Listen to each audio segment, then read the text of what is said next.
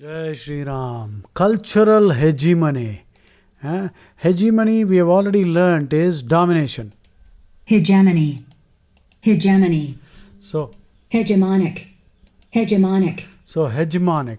So, cultural hegemony.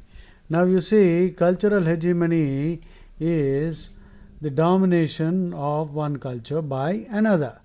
Now, all these pictures will help you understand cultural hegemony better. So, cultural hegemony, Antonio Gramsci, a foundational theorist for the sociology of culture, he defines cultural hegemony that the dominant ideology of society, the beliefs, explanations, perceptions, values, and morals, reflects that of the ruling class, those who are in power. Unfortunately, we Hindus, right from independence, our film industry was controlled by Islamists. Hmm? All jihadis. And academics, our textbooks were written by communists. And so on and so forth, all the important schools. So schools were run by missionaries, missionary schools. Even now, Hindus also set up schools with Christian names. Saint Peter's, Mary, Santa Maria, Pinta Maria, Saint Joseph's, and you will find that the people who are running it is a Hindu. And of course, the right to education, that is also completely exploitative of Hindus. We Hindus cannot teach Bhagavad Gita, but they can teach whatever they want in their schools. And this nonsense is going on right from 1947. This is cultural hegemony. We got to fight it back. Counter hegemony. If they indulge in hegemony, it is time for us to indulge in counter hegemony, counter hegemonic strategies. So, cultural hegemony is the dominant, is the meaning. It means that the dominant ideology justifies the social, political, and economic status quo as natural, inevitable, perpetual, and beneficial for everyone, rather than as an artificial social construct that benefits only the ruling class. So, they've been telling us rubbish. You see these pictures, you will understand what I'm trying to tell you. So, these displays of cultural hegemony must be met with counter hegemony.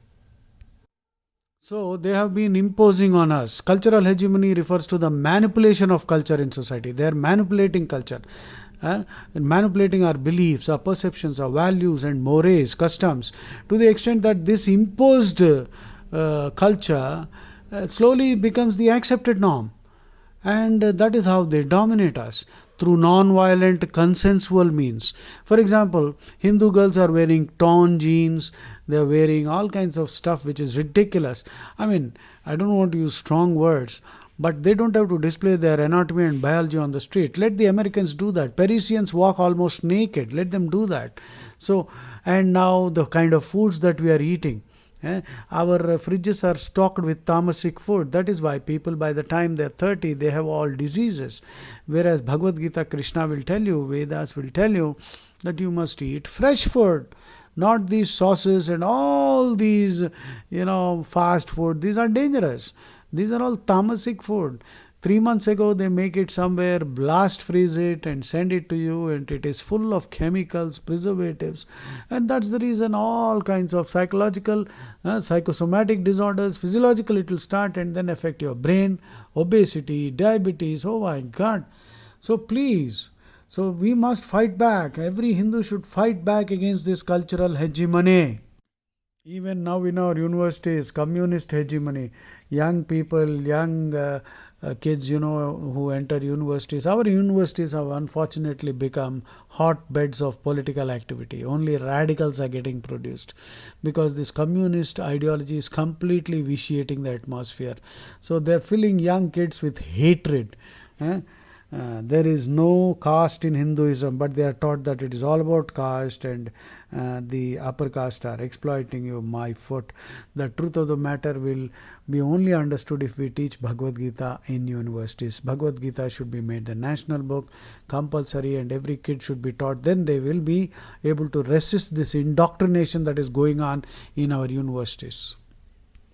So, if you look at Gramsci's theory, you see, art, family, culture, religion, philosophy, ideology, law, media, politics, science, education, everything is influenced by these Islamists and Marxists and all these weirdos, And that is how our Hindu kids are growing up in a manner that is completely adharmic, and as a result Hindu families are breaking up.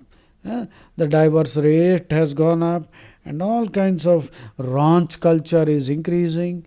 So I think you already know what I'm trying to tell you. So the key word is cultural hegemony, and please wake up, oh my Hindu brothers and sisters, it is time we fight this. So US cultural hegemony is also there, Islamist cultural hegemony, communist cultural hegemony, and all these cultural hegemonies are maintained using false narratives. They're spreading false narratives. Alexander was a bloody coward who ran away from the borders 326 BC. He claimed that he will conquer the world, but he ran away. And if you look at all the Islamic invaders, Akbar the Great, Akbar was a bloody dastard, dastard, coward. He had 5,000 women, wives and daughters of Hindu kings. He used to maintain in a harem, Harem, and he was himself an illiterate rascal. And we were told that he is great. He butchered non-combatants at least on 2 occasions, 30,000 people, and all their skulls were piled up. So this is Akbar. Akbar was an alcoholic, a drug addict. So this global expansion of Islam and communism and Americanism is their strategy. They often use cultural tools to maintain domination, maintain hegemony, spreading false narratives. Beware of the false narrative, oh Hindu, question everything. Unfortunately, we Hindus have not read the Bhagavad Gita, we don't know, and we are talking rubbish that all religions are good. All religions are not good. It's as simple as that. Have you read the Bible? Have you read the Quran? I have read it inside out. I'm waiting for that day when I can have an open debate with all these fellows. It will not take me much time to expose them. But this is how it is going on. And if we question, then there are laws dangling on our head. Section 295A, 153A. And one question I ask, I can face the music, but they can ridicule us 24 hours. This is cultural hegemony. We Hindus are not truly free. We have got independence, but we are not free. Our temples are still managed by the government. So, and Hindus are being exploited in every way. The Right to Education Act is also culturally, dominating us. So unless we really hit back hard, now or never, enough of this cultural hegemony, and throw out every false narrative. Jai Shri Ram.